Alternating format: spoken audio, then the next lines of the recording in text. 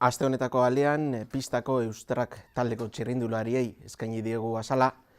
Puntako txirrindulariak batzen ditu, munduko onenekin lehiatzen direnak, baina sarritan ezin izaten dute entrenatu.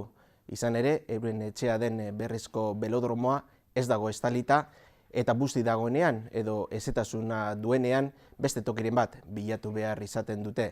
Euren egoeraren berri eman digute eta azaldu dutenez, belodromoa estaltzea gastu bat baino inbertsio bat izan daiteke. Bestalde, Iurretako Odibakar enpresaren gaia ere jorratu dugu, izan ere LAB sindikatuaren esanetan, zuzendaritzak enpresa ixtea erabaki du eta 36 langile kalean geratuko dira. Azaldu dutenez, enpresa bideragarria izan daiteke, baina inbertsoreak beharko lirateke.